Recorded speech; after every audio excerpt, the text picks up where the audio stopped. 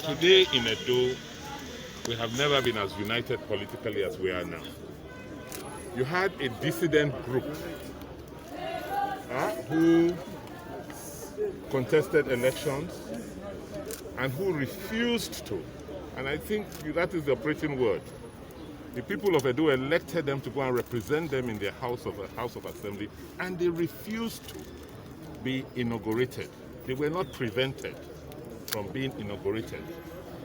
They were listening to their godfather, who kept hoping and promising that he will be able to unconstitutionally get them, the House of Assembly, to be reproclaimed, even after the courts had settled the matter. So they did not come for inauguration, and on their own unconstitutionally refused to come and represent the people who elected them. So much so that after the statutory period, for more than 180 sitting days, they did not come. In fact, for almost a year, they refused to come and represent the people who sent them there. And you see, we are governed by law and the Constitution. And so those seats became void. They were declared vacant. That is what the rules say, that's what the Constitution says. And they went to court after those seats were declared vacant by the Speaker. And they're in court. So there's nothing I can do at this point in time. I mean, I wish and I prayed it didn't happen, but people were playing God and told them they will do what was not constitutionally possible. And that's why we're here today. And let us be clear. They're begging you to return. And they cannot beg me. It is not about me. I am an elected governor of Edo State. I am not the one that plants people into the House of Assembly. They on their own have operated the rules of the House the way it should be, and the seats are now vacant.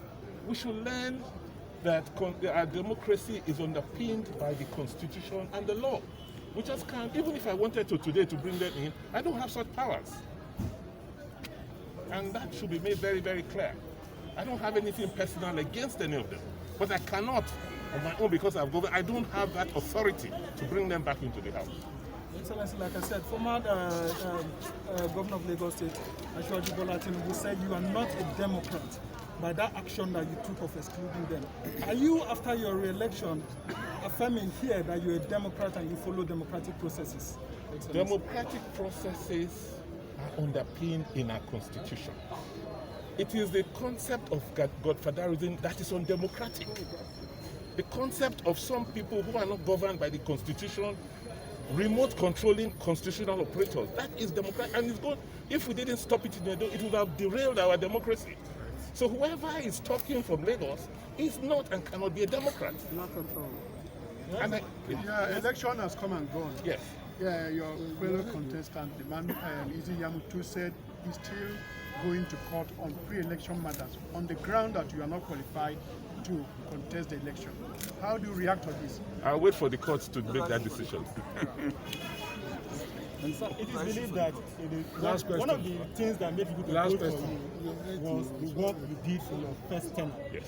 What should be the expectation of people for you in this second tenure? It's a much more difficult environment, and that is where we are focusing. You have to understand that for us in Edo, we run elections every 2 years. So I don't have the luxury of most other governors of operating for like 3 years before I have another election. Within the next 2 years, we're going to be, in another 2 years, we're going to be running national elections. So I have an 18-month window to work. And by the grace of God, we've had experience. We've been doing some background work, and you will see in the next few months how we unveil our plans and what we do. Thank you very much. Enough of the question. Thank you very much. You can't say now. Wait. No, let him go back.